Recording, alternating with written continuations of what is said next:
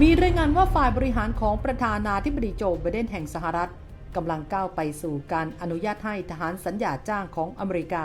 สามารถเข้าไปปฏิบัติหน้าที่บำรุงรักษาและซ่อมแซมระบบอาวุธในยูเครนได้ CNN รายงานเมื่อวันอังคารว่าการเปลี่ยนแปลงนโยบายดังกล่าวยังอยู่ในระหว่างการพิจารณาของเจ้าหน้าที่สหรัฐและยังต้องรอการอนุมัติขั้นสุดท้ายจากไบเดน CNN อ้างแหล่งข่าวที่ไม่เปิดเผยชื่อ4รายที่ทราบเกี่ยวกับการหารือดังกล่าวระบุว่า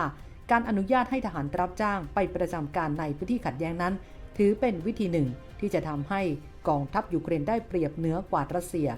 แต่แหล่งข่าวรายหนึ่งเปิดเผยว่าไบเดนยังคงยืนกรานปฏิเสธที่จะส่งกองกำลังสหรัฐเข้าไปยังยูเครนแต่ไบเดนก็ไฟเขียวมาตลอดในการมีส่วนร่วมของความขัดแย้งในยูเครนในนั้นรวมถึงมอบรถถังและขีปนาวุธพิสัยไกลของสหรัฐให้แก่เคียฟแม้เคยเน้นย้ำว่าจะไม่ใช้แนวทางดังกล่าว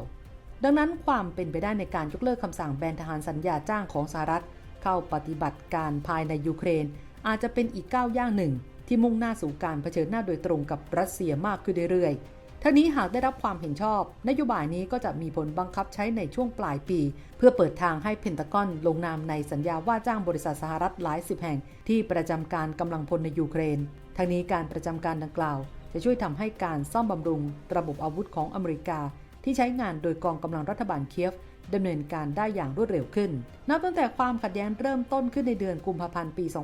2022 ไบเดนพยายามกันกำลังพลสหรัฐออกห่างจากแนวหน้าการสู้รบไม่อยากให้เกิดข้อกล่าวหาจากรัสเซียว่าทหารสหรัฐเข้าไปพัวพันกับการสู้รบในยูเครนตามรายงานของ CNN ระบุว่าทำเนียบขาวมีความตั้งใจจำกัดอันตรายที่อาจจะเกิดขึ้นกับชาวอเมริกันโดยเฉพาะจากรัสเซียและจำกัดการมีส่วนร่วมของกองทัพสหรัฐในการสู้รบในยูเครนปัจจุบันอาวุธยุทโธปกรณ์ต่างๆเช่นรถถังและระบบเครื่องยิงจรวดหลายลำกล้องอัตราจรไฮมาสที่สหรัฐส่งมอบให้กับยูเครนหากเกิดการชำรุดเสียหายจนใช้งานไม่ได้ส่วนใหญ่จะถูกขนส่งจากยูเครนไปซ่อมแซมที่ประเทศเพื่อนบ้านเช่นโปแลนด์โรมาเนียหรือประเทศสมาชิกอื่นของนาโตในยุโรปตะวันออกซึ่งใช้เวลานานกว่าจะซ่อมแซมจนขนส่งกลับมายังยูเครนนอกจากนั้นอาวุธล้ำสมัยเช่นเครื่องบินรบ F-16 ซึ่งสหรัฐจะส่งมอบให้กับยูเครนปลายปีนี้จะต้องมีการซ่อมบำรุงเครื่องอย่างสม่ำเสมออีกทั้งมันยังทำให้ทหารอเมริกันลดการสนทนาผ่านวิดีโอคอลสอนกำลังพลยูเครนเพื่อซ่อมแซมอาวุธยุทโธปกรณ์เจ้าหน้าที่รายหนึ่งบอกกับ CNN ว่าทหารสัญญาจ้างของสหรัฐที่เกี่ยวข้องกับนโยบายดังกล่าวจำเป็นจะต้องไปพร้อมกับแผนลดความเสี่ยงความเป็นไปได้ที่จะเข้าไปพัวพันในความขัดแย้งระหว่างรัสเซียกับยูเครนเพิ่มมากขึ้นของสหรัฐนั้น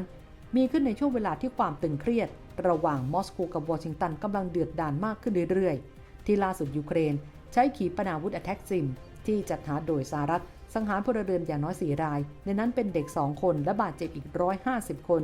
ในปฏิบัติการโจมตีชายหาดเมืองเซวัสโทโพลเมื่อวันอาทิตย์ที่ผ่านมาดมิทรี เพสคอฟกล่าวหาวอชิงตันไม่ได้มอบแค่ขีปนาวุธเท่านั้นแต่ยังเป็นคนชี้เป้าด้วยเรารู้ดีว่าใครอยู่เบื้องหลังเรื่องนี้และแน่นอนว่าการเข้าไปเกี่ยวพันโดยตรงของสหรัฐในความเป็นปรปักษ์ครั้งนี้ผลก็คือมีพลเรือนถูกรัสเซียสังหารและมันจะต้องมีการตอบโต้แต่เพนทากอนปฏิเสธไม่ได้เกี่ยวข้องกับการเล็งเป้าหมายขีปนาวุธโดยยืนยันว่ายูเครนเป็นคนตัดสินใจเองมาร่วมสนับสนุนท็อปนิวส์นำเสนอความจริงได้แล้ววันนี้เพียงกดปุ่ม Super Thanks แล้วเลือกจำนวนเงินตามที่ต้องการได้เลยครับขอบคุณครับ